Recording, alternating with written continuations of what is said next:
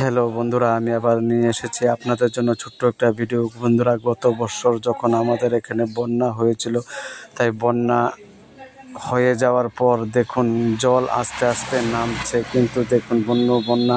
তাই বন্ধুরা, আমি আপনাদের আবার পুনরাবৃত্তি ঘটানোর জন্য দেখানোর জন্য নিয়ে এসেছি সুন্দর একটা ভিডিও। দেখুন বন্ধুরা, এটা আমাদের কাকরাবনের জামে মসজিদ। কত সুন্দর মসজিদটা, কি সুন্দর জলে ডুবে গিয়েছিল। দেখুন বন্ধুরা, যদি ভালো লেগে থাকে বন্ধুরা, আপনারা ভিডিওটাকে একটু দেখুন, ভালো করে লক্ষ্য করুন বন্ধুরা।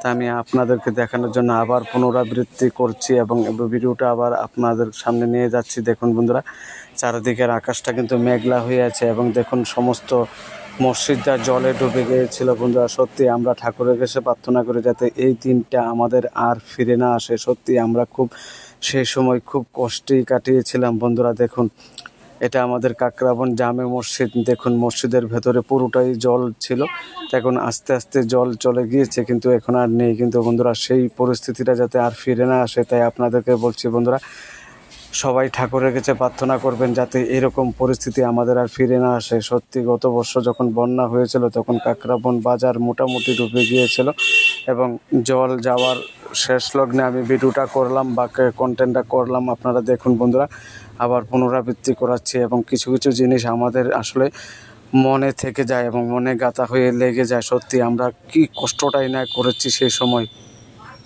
আমার দোকানেও জল ঢুকেছিল সত্যি, এই যে দেখুন বন্ধুরা। তাই আপনাদের দেখাচ্ছি, মসজিদটা পুরোপুরি ডুবে গিয়েছিল। তাই বন্ধুরা, এই সমস্ত জিনিস যদি দেখতে চান, আমার ভিডিওটাকে স্ক্রিপ্ট না করে সমস্ত ভিডিওটা দেখুন। সবাইকে ভালোবাসা রইল বন্ধুরা।